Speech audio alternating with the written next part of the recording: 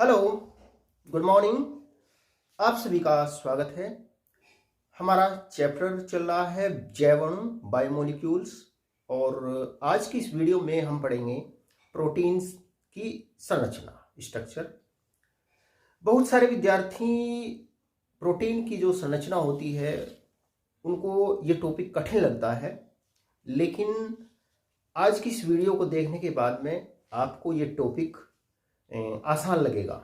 तो शुरू करते हैं। आज का हमारा टॉपिक प्रोटीन की संरचना स्ट्रक्चर। क्या होते हैं प्रोटीन? प्रोटीन अल्फा अमीनो अम्लों के बहुलक होते हैं, पॉलीमर होते हैं।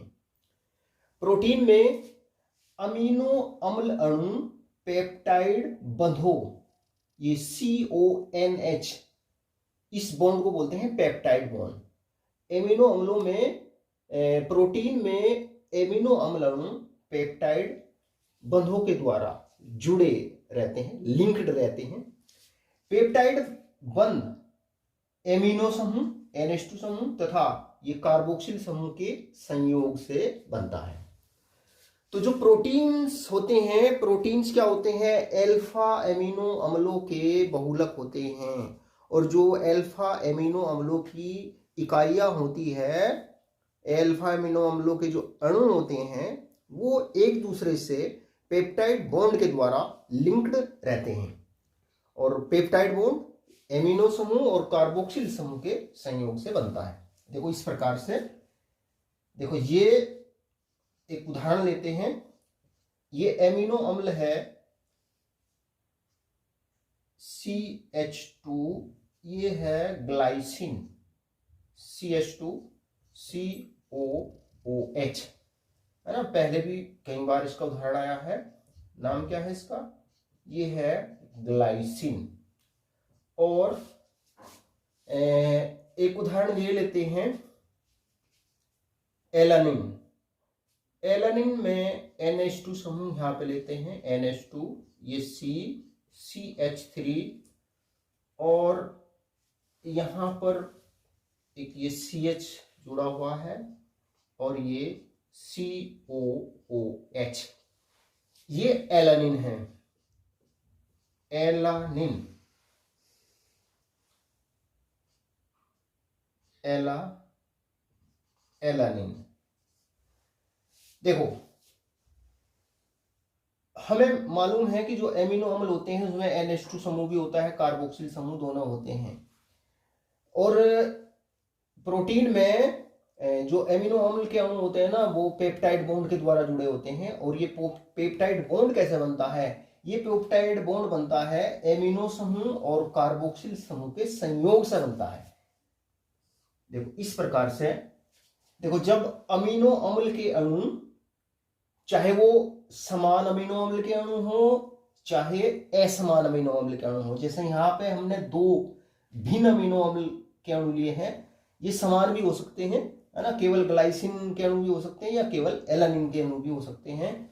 तो यहां से एक अणु का जो ये कार्बोक्सिल समूह होता है इसका OH, और यहां से एक H, ये H2O को निष्कासित कर देते हैं।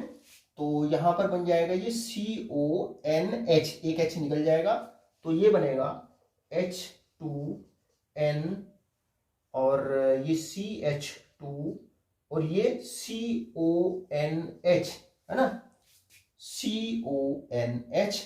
और ये CH3 COOH, यहां पर क्या है? ये CH3 और ये COOH। तो ये बनता है ग्लाइसिल एलानिन, ग्लाइसिल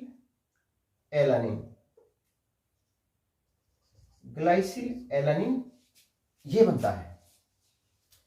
देखो जब एमिनो अम्ल के अणु आपस में संयोग करते हैं ना, तो जो एक अम्ल के अणु का जो कार्बोक्सिल समूह है वो दूसरे अम्ल के अणु के एमिनो समूह के साथ में संयोग करता है और ये दोनों समूह आपस में संयोग करके जल का अणु निष्कासित कर देते हैं और पेप्टाइड बॉन्ड बनाते हैं। देखो ये CONH ये बॉन्ड कहलाता है पेप्टाइड बॉन्ड। और देखो ये अल्फा एमिनो एसिड है। अल्फा एमिनो एसिड क्या होते हैं, जिनमें जो NH2 समूह होता है ना वो कार्बोक्सिल समूह से जुड़े पहले कार्बन से जुड़ा होता है। देखो ये अल्फा कार्बन है ना, ऐसे ये कार्बोक्सिल समूह से जुड़ा पहला कार्बन ये अल्फा कार्बन है। तो NH2 समूह कहां से जुड़ रहा है, ये पहले कार्बन से अल्फा कार्बन से जुड़ रहा है। तो जो प्रोटीन्स जो होते हैं ना वो अल्फा एमिनो एसिड के बहुलक होते हैं। बहुत सारे एमिनो अम्ल के अणु एक दूसरे से पेप्टाइड बॉन्ड के द्वारा इस CONH बॉन्ड के द्वारा जुड़े रहते हैं। ये कार्बोक्सिल समूह और NH2 समूह आपस में संयोग करके जल का अणु निकाल देते हैं और ये CONH पेप्टाइड बॉन्ड बनता है। देखो यहां पर ये दो एमिनो अम्ल के अणु पेप्टाइड बॉन्ड के द्वारा जुड़े हुए हैं, तो ये कहलाता है डाइपेप्टाइड। इसको कहते हैं डाइपेप्टाइड। अगर दो एमिनो अम्ल के अणु आपस में पेप्टाइड बॉन्ड के द्वारा जुड़ते हैं तो ये जो उत्पाद बनता है इसको क्या बोलते हैं, डाइपेप्टाइड बोलते हैं। और अगर तीन एमिनो अम्ल के अणु एक एमिनो अम्ल का अणु और जोड़ दें तो जो उत्पाद बनेगा उसको कहेंगे ट्राइपेप्टाइड। उसको क्या बोलेंगे, उसको बोलेंगे ट्राइपेप्टाइड। ट्राइपेप्टाइड। अगर चार एमिनो अम्ल के अणु पेप्टाइड बॉन्ड के द्वारा जुड़ जाएं तो प्राप्त उत्पाद क्या कहलाएगा, टेट्रापेप्टाइड। तो उत्पाद को क्या बोलेंगे, टेट्रापेप्टाइड। और अगर पांच एमिनो अम्ल के अणु पेप्टाइड बॉन्ड के द्वारा जुड़ जाए तो जो उत्पाद प्राप्त होगा उसको क्या बोलेंगे, पेंटापेप्टाइड। अगर 6 एमिनो अम्ल के अणु पेप्टाइड बॉन्ड के द्वारा जुड़ जाए तो उत्पाद क्या कहलाएगा, हेक्सापेप्टाइड। और अगर 10 से अधिक एमिनो अम्ल के अणु पेप्टाइड बंधों के द्वारा जुड़े हुए हों तो उत्पाद कहलाता है पॉलीपेप्टाइड। तो उत्पाद को क्या कहेंगे, पॉलीपेप्टाइड।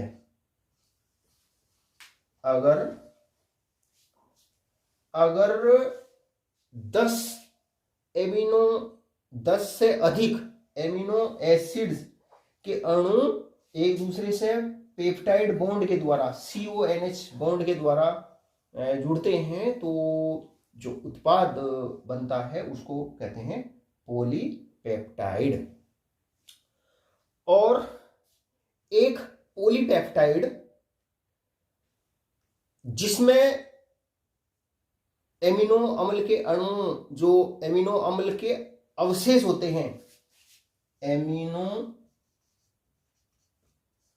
अम्ल अवशेष, अमीनो अम्ल अवशेष, रेसिड्यूज,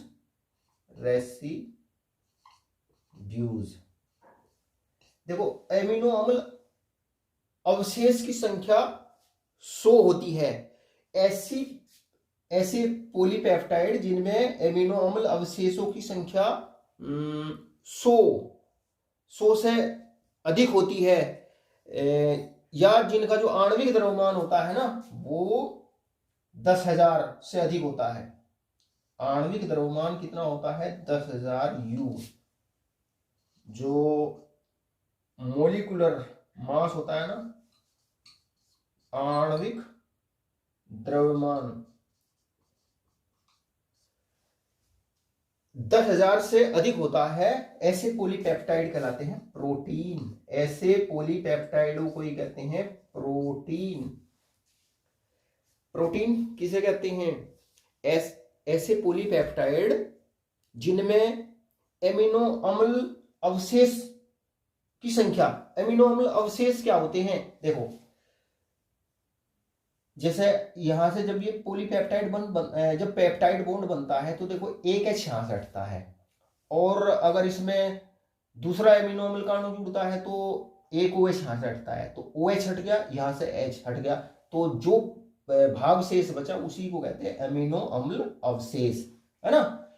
तो ऐसे पॉलीपेप्टाइड जिनमें एमिनो अम्ल अवशेषों की संख्या, या कहें जिनमें अमीनो अम्ल के अणुओं की संख्या है, ऐसे भी समझ सकते हैं।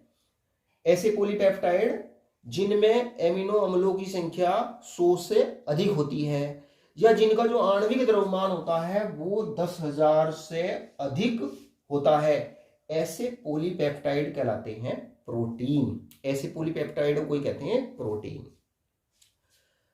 लेकिन पॉलीपेप्टाइड और प्रोटीन में ये विभेद जो है ये अधिक स्पष्ट नहीं है। कम एमिनो अम्ल के पॉलीपेप्टाइड को भी प्रोटीन कहने की संभावना होती है। देखो यहां तो हमने आपको ये बताया कि ऐसे पॉलीपेप्टाइड जिनमें 100 से ज्यादा एमिनो एसिड हो, एमिनो अम्ल के अणु हो, या जिनका आणविक द्रव्यमान 10,000 U से अधिक हो, ऐसे पॉलीपेप्टाइडों को ही कहते हैं प्रोटीन। लेकिन प्रोटीन और पॉलीपेप्टाइड में ये जो विभेद है, ये जो डिस्टिंक्शन है, ये अधिक स्पष्ट नहीं है, शार्प नहीं है। कम एमिनो अम्ल के पॉलीपेप्टाइड को भी प्रोटीन कहने की संभावना होती है यदि उसमें प्रोटीन जैसा सुस्पष्ट संरूपण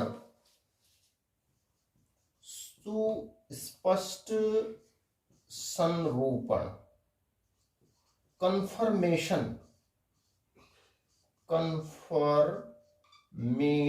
TION, एक पॉलीपेप्टाइड जिसमें 100 से कम एमिनो अम्ल के अणु विद्यमान होते हैं उसको भी प्रोटीन कह सकते हैं, बशर्ते उसमें प्रोटीन जैसा सुस्पष्ट वेल डिफाइंड संरूपण उपस्थित होता है, तो उसको ऐसी पॉलीपेप्टाइड को भी प्रोटीन कह सकते हैं। जैसे इंसुलिन में 51 एमिनो अम्ल होते हैं। ये ध्यान रखो, जो इंसुलिन होता है ना, इंसुलिन एक हार्मोन है इंसुलिन, और ये एक प्रोटीन होती है जिसमें 51 एमिनो अम्ल उपस्थित होते हैं। इंसुलिन में कितने? 51 एमिनो अम्ल उपस्थित होते हैं। इंसुलिन में 51 एमिनो एसिड्स उपस्थित होते हैं। अच्छा देखो, ये जो एमिनो अम्ल होते हैं ना, एमिनो एसिड, ये पेप्टाइड बंधों के द्वारा जुड़ करके पेप्टाइड चेन बनाते हैं। बहुत सारे एमिनो अम्ल के अणु पेप्टाइड बंधों के द्वारा जुड़ करके क्या बनाते हैं? एक पॉलीपेप्टाइड चेन बनाते हैं। देखो जैसे इस तरीके से, मान लीजिए हम इसको एक अमीनो अम्ल मान रहे है ना, ये पेप्टाइड बंध हो गया CONH, है ना। एक अमीनो अम्ल का अणु ये जोड़ दिया, एक अणु ये जोड़ दिया, एक अणु ये जोड़ दिया, है ना, इस तरीके से ये, तो ये, और ये क्या है? CONH बॉन्ड, ये CONH बॉन्ड है। तो एमिनो अम्ल के अणु या कहें एमिनो अम्ल अवशेष पॉलीपेप्टाइड बंधों के द्वारा जुड़ करके ये बनाते हैं पॉलीपेप्टाइड चेन। प्रोटीन की आणविक आकृति के आधार पर, आणविक आकृति, मोलिकुलर शेप, आणविक आकृति के आधार पर प्रोटीन जो होती है ना, प्रोटीन दो प्रकार की होती है। रेशेदार प्रोटीन, फाइब्रस प्रोटीन्स, गोलिकाकार प्रोटीन, ग्लोबुलर प्रोटीन्स। आणविक आकृति, मोलिकुलर शेप के आधार पर प्रोटीन्स को दो वर्गों में वर्गीकृत किया जा सकता है। मोलिकुलर शेप के आधार पर जो प्रोटीन्स होती हैं उनको दो वर्गों में विभाजित किया जा सकता है। पहले तो ये है, ये रेशेदार प्रोटीन, फाइब्रस प्रोटीन्स और दूसरी गोलिकाकार प्रोटीन, ग्लोबुलर प्रोटीन्स। रेशेदार प्रोटीन्स क्या होती हैं? इस प्रकार की प्रोटीन में पॉलीपेप्टाइड श्रृंखलाएं, चेन्स समानांतर पैरेलल होती है। इस प्रकार की जो प्रोटीन होती है उसमें जो पॉलीपेप्टाइड श्रृंखलाएं होती है वो समानांतर होती है। देखो प्रोटीन्स क्या है? प्रोटीन्स पॉलीपेप्टाइड चेन है, एमिनो अम्लों की पॉलीपेप्टाइड चेन है। तो इस प्रकार की प्रोटीन में जो पॉलीपेप्टाइड चेन होती है ना वो समानांतर होती है तथा हाइड्रोजन एवं डाइसल्फाइड बॉन्ड द्वारा संयुक्त रहती है। देखो इस तरीके से इसको कुछ समझ सकते हैं। जैसे देखो प्रोटीन्स क्या है? प्रोटीन्स पॉलीपेप्टाइड चेन है। पॉलीपेप्टाइड चेन को प्रोटीन्स बोलते हैं। देखो मान लीजिए एक पॉलीपेप्टाइड चेन ये होगी, एक पॉलीपेप्टाइड चेन ये होगी, है ना। तो इस प्रकार की ये जो फाइब्रस प्रोटीन्स होती है ना, इनमें ये जो पॉलीपेप्टाइड चेन है ना ये एक दूसरे के समानांतर होती है, पैरेलल होती है तथा हाइड्रोजन बॉन्ड के द्वारा ये दोनों पॉलीपेप्टाइड चेन आपस में हाइड्रोजन बॉन्ड और डाइसल्फाइड बॉन्ड द्वारा ये आपस में जुड़ी रहती है और इनकी जो संरचनाएं होती हैं रेशे जैसी होती है, फाइबर जैसी होती है, इसलिए इनको रेशेदार प्रोटीन कहते हैं। और इस प्रकार की प्रोटीन सामान्यतः जल में एविले इनसोल्यूबल होती है। इनके कुछ सामान्य उदाहरण जैसे क्रिएटिन, क्रिएटिन प्रोटीन, जैसे मायोसिन प्रोटीन, ये रेशेदार प्रोटीन के एग्जाम्पल हैं।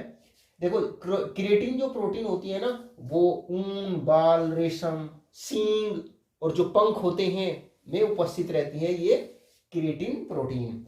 मायोसिन प्रोटीन मांसपेशियों में उपस्थित जो प्रोटीन होती है ना उसी को बोलते हैं मायोसिन प्रोटीन। ये जो प्रोटीन होती है इनमें जो पॉलीपेप्टाइड श्रृंखलाएं होती है वो एक दूसरे के पैरेलल होती है और आपस में हाइड्रोजन बॉन्ड के द्वारा, डाइसल्फाइड बॉन्ड के द्वारा, क्योंकि कुछ एमिनो अम्लों में सल्फर होता है तो डाइसल्फाइड बॉन्ड के द्वारा ये पॉलीपेप्टाइड चेन जुड़ी रहती है और ये इस प्रकार से एक रेशे जैसी संरचना इनकी होती है, फाइबर जैसी संरचना होती है। और इस प्रकार की जो प्रोटीन्स होती हैं वो पानी में इनसोल्यूबल होती है, अघुलनशील होती है, जैसे example creatine protein, myosin protein. अब अगली जो प्रोटीन है गोलिकाकार प्रोटीन, ग्लोबुलर प्रोटीन्स। क्या होती है ग्लोबुलर प्रोटीन्स? जब पॉलीपेप्टाइड श्रृंखलाएं कुंडलित होकर गोलाकृति स्फेरिकल शेप प्राप्त करती हैं तो इस प्रकार की संरचना प्राप्त होती है, यानी कि गोलिकाकार संरचना प्राप्त होती है। ये सामान्यतः जल में विलय होती है। देखो इनमें तो पॉलीपेप्टाइड चेन, रेशेदार प्रोटीन में तो पॉलीपेप्टाइड चेन समानांतर होती है। इसमें जो पॉलीपेप्टाइड चेन होती है ना वो कुंडलित होकर के, कोयल होकर के, है ना, इस तरीके से समझ सकते हैं, है ना, कुंडलित होकर के ये पॉलीपेप्टाइड चेन है, कुंडलित होकर के स्फेरिकल शेप प्राप्त करती है तो इस प्रकार की संरचना प्राप्त होती है, गोलिकाकार संरचना, ग्लोबुलर संरचना प्राप्त होती है। और ये सामान्यतः जो गोलिकाकार प्रोटीन होती है ये पानी में विलय होती है। इंसुलिन, एल्ब्यूमिन, हीमोग्लोबिन आदि इस प्रकार की प्रोटीन के सामान्य उदाहरण हैं। प्रोटीन की संरचना और आकृति का अध्ययन 4 विभिन्न स्तरों पर किया जा सकता है। प्रोटीन की संरचना का और प्रोटीन्स की आकृति का अध्ययन 4 स्तरों पर किया जा सकता है। प्रोटीन की प्राथमिक संरचना, द्वितीयक संरचना, सेकेंडरी स्ट्रक्चर, टर्सरी स्ट्रक्चर और प्रोटीन्स की चतुष्क संरचनाएं। ये जो प्रत्येक स्तर होता है अपने पहले वाले स्तर से अधिक जटिल होता है।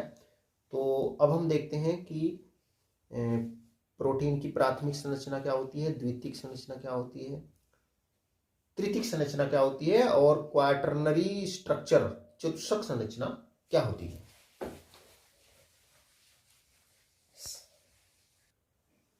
प्रोटीन की प्राथमिक संरचना प्राइमरी स्ट्रक्चर, और इसको 1 डिग्री स्ट्रक्चर भी कहते हैं। देखो जो प्रोटीन होती है ना, प्रोटीन की संरचना और आकृति शेप के आधार पर अध्ययन जो है वो 4 स्तरों पर किया जा सकता है। पहले प्रोटीन की प्राथमिक संरचना क्या होती है। प्रोटीन की प्राथमिक संरचना, प्रोटीनों में एक अथवा कई पॉलीपेप्टाइड श्रृंखलाएं उपस्थित हो सकती है। किसी प्रोटीन के प्रत्येक पॉलीपेप्टाइड में एमिनो अम्ल एक विशिष्ट क्रम स्पेसिफिक सीक्वेंस में संयुक्त होते हैं, लिंक्ड होते हैं। एमिनो अम्लों का यह विशिष्ट क्रम प्रोटीनों की प्राथमिक संरचना बनाता है। एमिनो अम्लों के क्रम में परिवर्तन से भिन्न प्रोटीन उत्पन्न होते हैं। देखो हम ये जानते हैं कि प्रोटीन्स क्या होती हैं। प्रोटीन्स एमिनो अम्लों की पॉलीपेप्टाइड श्रृंखलाएं होती है। बहुत सारे अमीनो अम्ल पेप्टाइड बंधों के द्वारा जुड़ करके क्या बनाते हैं, पॉलीपेप्टाइड चेन बनाते हैं, है ना। उस और जो प्रोटीन होती है ना, प्रोटीन में कुछ प्रोटीन में एक पॉलीपेप्टाइड चेन होती है ना। कुछ प्रोटीन्स ऐसी होती है जिनमें एक से अधिक पॉलीपेप्टाइड श्रृंखलाएं होती है। तो जो पॉलीपेप्टाइड चेन होती है ना, प्रोटीन में प्रत्येक पॉलीपेप्टाइड चेन में एमिनो अम्लों का एक विशिष्ट क्रम होता है, एक स्पेसिफिक सीक्वेंस होता है जिसमें एमिनो अम्ल पेप्टाइड बॉन्ड के द्वारा जुड़े होते हैं। तो एमिनो अम्लों का ये विशिष्ट क्रम ही कहलाता है प्रोटीन की प्राथमिक संरचना। और मतलब जो पॉलीपेप्टाइड चेन होती है उसमें जो एमिनो अम्लों का जो सीक्वेंस होता है, एक स्पेसिफिक सीक्वेंस में वो जुड़े होते हैं, वो सीक्वेंस ही कहलाता है प्रोटीन की प्राथमिक संरचना। और अगर उस सीक्वेंस में चेंज करते हैं तो भिन्न प्रोटीन उत्पन्न होते हैं। देखो इसको हम इस तरीके से समझ सकते हैं। देखो मान लीजिए एक अमीनो अम्ल हमने ये लिया, है ना, एक अमीनो अम्ल हमने ये लिया, एक ये लिया, एक ये लिया, है ना। मान लीजिए हमने इसको लिया, मान लीजिए ये ग्लाइसिन है, ये ग्लाइसिन है, और ये एलानिन है, और ये मान लीजिए वेलिन है ना। ये आइसोल्यूसिन है, आइसोल्यूसिन है। मान लीजिए हमारे हम केवल इन 4 एमिनो अम्लों को लेकर ही आपको ये चीज समझाने का प्रयास करते हैं। देखो मान लीजिए एक पॉलीपेप्टाइड चेन है ना, और इसमें ये एमिनो अम्ल, ये मान लीजिए ये पेप्टाइड बॉन्ड है, ये क्या है, पेप्टाइड बॉन्ड है। देखो यहां केवल मैं 4 का एग्जांपल लेकर आपको बता रहा हूं। ये वेलिन, VAL, वेलिन, जो एमिनो एसिड होते हैं ना, उनको 3 अक्षर के प्रतीक के द्वारा या 1 अक्षर के प्रतीक के द्वारा प्रदर्शित करते हैं। देखो जो प्रोटीन होती है ना, प्रोटीन एक या एक से अधिक पॉलीपेप्टाइड चेन से बनी होती है, और प्रत्येक पॉलीपेप्टाइड चेन में एमिनो अम्ल एक विशिष्ट क्रम में जुड़े होते हैं। मान लीजिए ये एक चेन है, पेप्टाइड की चेन है ये, इसमें पहले ग्लाइसिन जुड़ रहा है पेप्टाइड बॉन्ड के द्वारा, CONH बॉन्ड के द्वारा, फिर एलानिन जुड़ रहा, फिर वेलिन जुड़ रहा, फिर आइसोल्यूसिन जुड़ रहा, ठीक है ना। तो किसी प्रोटीन में एमिनो अम्लों का विशिष्ट क्रम होता है। अगर मान लो पहले, देखो पहले ये ग्लाइसिन जुड़ेगा, फिर एलानिन जुड़ेगा, तीसरे नंबर पे ये जुड़ेगा, चौथे पे ये जुड़ेगा। ये नहीं कि पहले हमने, मान लो एमिनो अम्ल तो चारों यही है, लेकिन हमने पहले ये लगा दिया यहाँ पे, एलानिन यहाँ लगा दिया, ग्लाइसिन यहाँ लगा दिया, तो ये क्रम चेंज हो जाएगा। तो फिर डिफरेंट प्रोटीन उत्पन्न होती है। समझ रहे बात को?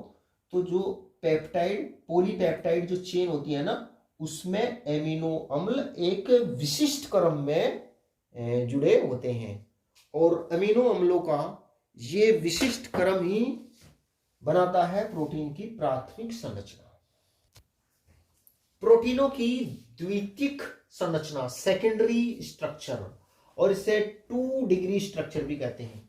क्या होती है प्रोटीन की सेकेंडरी स्ट्रक्चर? किसी प्रोटीन की सेकेंडरी स्ट्रक्चर का संबंध, द्वितीयक संरचना का संबंध उस आकृति से है जिसमें पॉलीपेप्टाइड श्रृंखला विद्यमान होती है।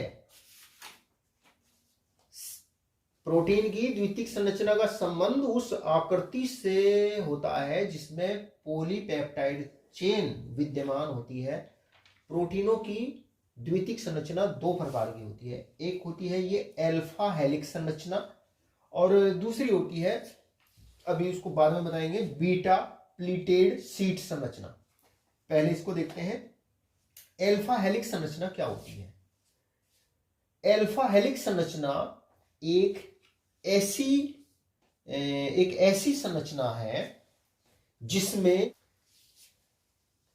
अल्फा हेलिक्स संरचना एक ऐसी संरचना है जिसमें पॉलीपेप्टाइड श्रृंखला में सभी संभव हाइड्रोजन आबंध बन सकते हैं। इसमें पॉलीपेप्टाइड श्रृंखला दक्षिणावर्ती पेंच, मतलब क्लॉकवाइज पेंच, या राइट हैंडेड, दक्षिणावर्ती को क्या बोलते हैं? राइट हैंडेड पेंच के समान मुड़ी रहती है। फलस्वरूप प्रत्येक एमिनो अम्ल अवशिष्ट का NH समूह कुंडली के अगले मोड़ पर स्थित CO समूह के साथ हाइड्रोजन आबंध बनाता है। देखो, जो प्रोटीनों की जो प्राथमिक संरचना होती है ना, वो प्राथमिक संरचना, जैसे मान लीजिए ये एक पॉलीपेप्टाइड चेन है ना। जो प्राथमिक संरचना होती है ना, प्राथमिक संरचना तो पॉलीपेप्टाइड चेन में जो एमिनो अम्लों का सीक्वेंस होता है उसको प्रदर्शित करती है।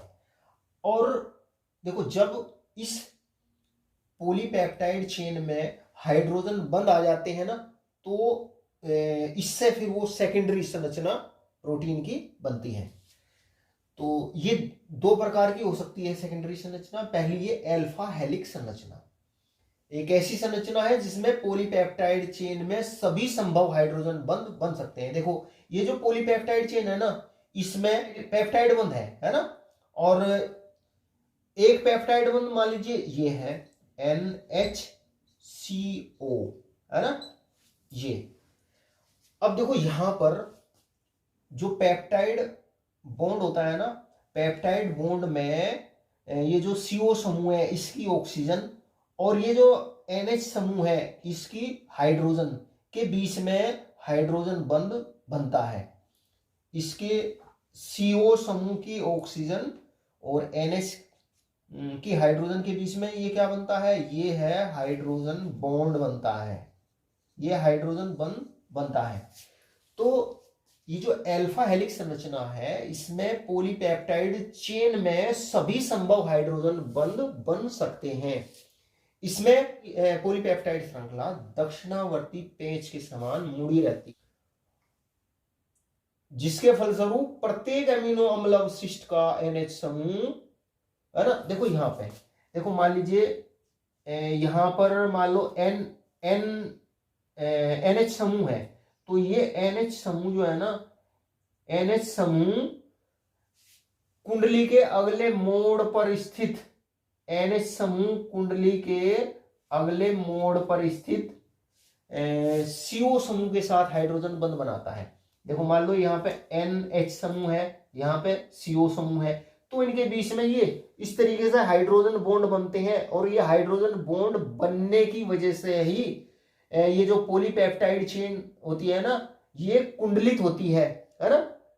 ये जैसे स्प्रिंग होता है ना, स्प्रिंग दक्षिणावर्ती पेंच के समान ये कुंडलित होती है। और जो पेप्टाइड बॉन्ड बनता है वो किस किस के बीच में बनता है, वो एमिनो अम्ल अवशिष्ट का जो NH समूह होता है, NH समूह और कुंडली के अगले मोड़ पर उपस्थित CO समूह के बीच में पेप्टाइड बॉन्ड बनता है ना। ऐसे ही ये यहां बनेगा, है ना, और एक इस तरीके से, ये इस तरीके से हाइड्रोजन बॉन्ड बनते हैं ये, और यहां से ये, और यहां से ये, है ना, ये यहां से लेकर के यहां तक बॉन्ड बनता है, फिर ये यहां से लेकर के यहां तक। इस तरीके से हाइड्रोजन बॉन्ड बनने की वजह से ही जो ये पॉलीपेप्टाइड चेन होती है ना, ये दक्षिणावर्ती पेंच के समान मुड़ी होती है। तो ये बात हुई अल्फा हेलिक्स संरचना की। बीटा प्लीटेड शीट संरचना, सेकेंडरी स्ट्रक्चर का दूसरा टाइप। पहले वाली थी अल्फा हेलिक्स संरचना, यह है बीटा प्लीटेड शीट संरचना। क्या होती है, बीटा संरचना में सभी पॉलीपेप्टाइड श्रृंखलाएं लगभग अधिकतम विस्तार तक खिंची रहकर एक दूसरे के पार्श्व में, एक दूसरे के साइड में स्थित होती है तथा आपस में अंतरा आणविक हाइड्रोजन बॉन्ड द्वारा, अंतरा आणविक ये हाइड्रोजन आबंध, हाइड्रोजन बॉन्ड द्वारा जुड़ी रहती है। यह संरचना वस्त्रों में प्लीट के समान होती है। प्लीट जो चुन्नट होती है ना वस्त्रों में, प्लीट चुन्नट को बोलते हैं। यह संरचना वस्त्रों में प्लीट के समान होती है, अतः इसको बीटा प्लीटेड शीट कहते हैं। देखो ये प्रोटीन की ये बीटा प्लीटेड शीट संरचना है। देखो एक पॉलीपेप्टाइड चेन ये है, एक पॉलीपेप्टाइड चेन ये है, एक पॉलीपेप्टाइड चेन ये है। इनमें जो पॉलीपेप्टाइड चेन होती है ना बीटा संरचना में, सभी पॉलीपेप्टाइड चेन जो होती है वो अधिकतम विस्तार से खिंची रह करके एक दूसरे के साइड में पार्श्व में स्थित होती है और एक दूसरे से हाइड्रोजन बॉन्ड के द्वारा जुड़ी होती है। देखो ये यहाँ पर ये पेप्टाइड बॉन्ड CONH है ना, इस CO का ये O और NH का जो हाइड्रोजन है इसके बीच में ये हाइड्रोजन बॉन्ड बनता है। NH के हाइड्रोजन और CO के ऑक्सीजन के बीच में ये हाइड्रोजन बॉन्ड बनता है ना। ये तो ये जो बीटा संरचना होती है इसमें पॉलीपेप्टाइड जो चेन होती है ना वो अधिकतम विस्तार से खिंची रह करके एक दूसरे के साइड में स्थित होती है और दोनों चेन, ये चेन पॉलीपेप्टाइड चेन आपस में हाइड्रोजन बॉन्ड के द्वारा जुड़ी रहती है। और ये संरचना वस्त्रों में ये प्लीट के समान, जो चुन्नट होती है ना, चुन्नट उसके समान होती है, इसलिए ये संरचना कहलाती है बीटा प्लीटेड शीट संरचना। अच्छा देखो इससे पहले मैंने आपको बताई थी अल्फा हेलिक्स संरचना, ये है ना, ये स्प्रिंग जैसी अल्फा हेलिक्स संरचना। इस संरचना में क्या होता है, एक एमिनो अम्ल का, देखो ये पेप्टाइड बॉन्ड है CONH, एक एमिनो अम्ल अवशेष का जो NH समूह होता है ना वो कुंडली के अगले मोड़ पर उपस्थित CO के साथ में हाइड्रोजन बॉन्ड बनाता है ना। जैसे ये यहाँ पर ये हाइड्रोजन बॉन्ड बना हुआ है CO और NH के बीच में, जैसे यहाँ पे CONH के बीच में, CONH के बीच में हाइड्रोजन बॉन्ड बना हुआ है। तो इस संरचना में अमीनो अम्ल अवशिष्ट का जो NH समूह होता है ना वो कुंडली के अगले मोड़ पर स्थित CO समूह के साथ में हाइड्रोजन बॉन्ड बनाता है। तो जो अल्फा हेलिक्स संरचना होती है ये तो स्प्रिंग जैसी होती है ना, और स्प्रिंग के जो मोड़ होते हैं ना, या कहें दक्षिणावर्ती पेंच के समान होती है, राइट हैंडेड स्क्रू के समान होती है। और जो बीटा प्लेटेड शीट होती है ना, ये जो वस्त्रों में जो चुन्नट डालते हैं, ये बीटा प्लेटेड शीट संरचना इस तरीके से होती है। प्रोटीन की तृतीयक संरचना, टर्सरी स्ट्रक्चर, और इसको 3 डिग्री संरचना भी इसको कहते हैं। क्या होती है? तृतीयक संरचना प्रोटीन अणु की समग्र आकृति, ओवरऑल शेप को प्रदर्शित करती है, या इसे ऐसे बोलते हैं, यह मतलब तृतीयक संरचना प्रोटीन की 3D आकृति, त्रिविमीय आकृति को प्रदर्शित करती है। तृतीयक संरचना द्वितीयक संरचना के अधिक वलन, फोल्डिंग को प्रदर्शित करती है। मतलब जो प्रोटीन की जो द्वितीयक संरचना होती है ना, उसमें और अधिक फोल्डिंग होने से, वलन होने से, या कहे उसमें कोइलिंग होने से, कुंडलित होने से वो तृतीयक संरचना में परिवर्तित हो जाती है। पॉलीपेप्टाइड श्रृंखलाओं के कुंडलित होने, मुड़ने, या कहे वलन के कारण बनी संरचना को तृतीयक संरचना कहते हैं, है ना।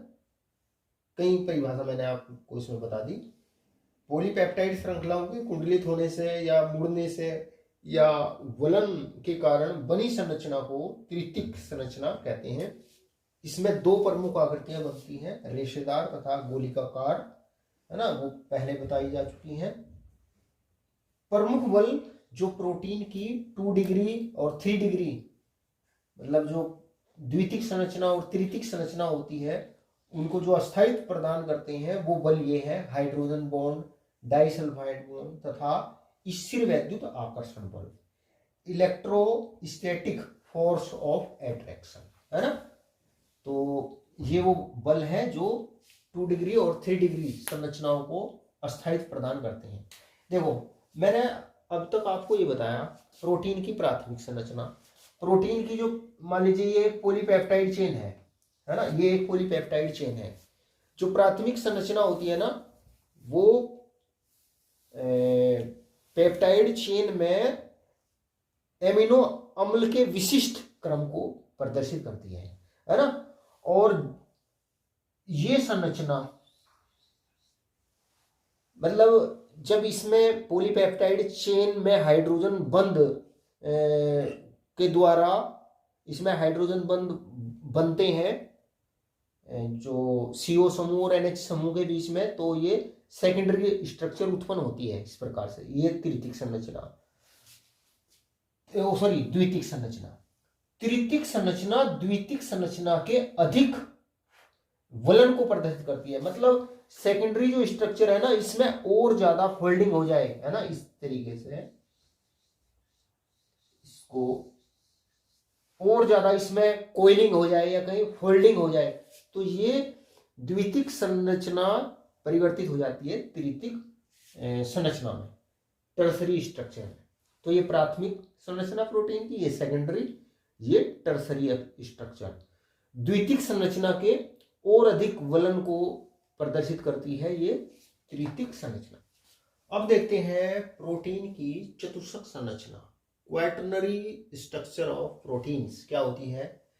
कुछ प्रोटीन 2 या अधिक पॉलीपेप्टाइड चेन से बनी होती है, जिन्हें सब यूनिट कहते हैं, और इन इकाइयों की, इन पॉलीपेप्टाइड चेन की आकाशीय व्यवस्था, स्पेशियल अरेंजमेंट को ही कहते हैं चतुष्क संरचना। देखो, प्राथमिक, द्वितीयक और तृतीयक जो संरचनाएं होती हैं वो इस तरीके से हैं। प्रोटीन की संरचनाओं का चित्रात्मक निरूपण। देखो, ये एक पॉलीपेप्टाइड चेन है। पॉलीपेप्टाइड चेन में ये अलग अलग कलर के ये अमीनो अम्ल दिए हुए हैं। जो प्राथमिक संरचना होती है वो अमीनो अम्लों के विशिष्ट क्रम को प्रदर्शित करती है, ये प्राथमिक संरचना। ये द्वितीयक संरचना है ना, इसमें हाइड्रोजन बॉन्ड उत्पन्न होने की वजह से द्वितीयक संरचना उत्पन्न होती है, ये द्वितीयक संरचना। और तृतीयक संरचना द्वितीयक संरचना के और अधिक वलन से उत्पन्न होती है।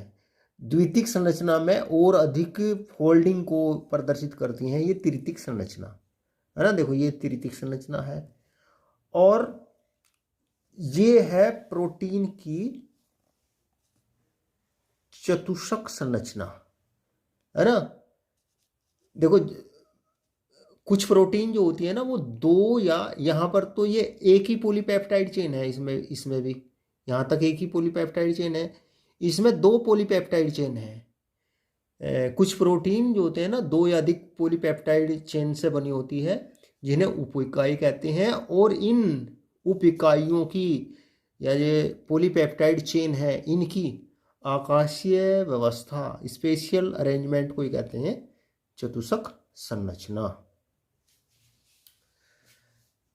तो प्यारे विद्यार्थियों, आज की वीडियो में हमने पढ़ा प्रोटीन की संरचना, है ना। आणविक आकृति के आधार पर प्रोटीन दो प्रकार की होती है, रेशेदार और ग्लोबुलर प्रोटीन।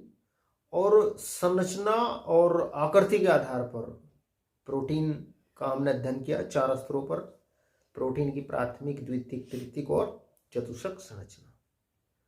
प्यारे विद्यार्थियों, मैं आशा करता हूं कि आपकी समझ में जो आज हमने बातें बताई वो आई होंगी। वीडियो अच्छा लगे तो लाइक करना, शेयर करना, चैनल को सब्सक्राइब करना। आज की वीडियो में इतना ही। थैंक यू, नमस्कार।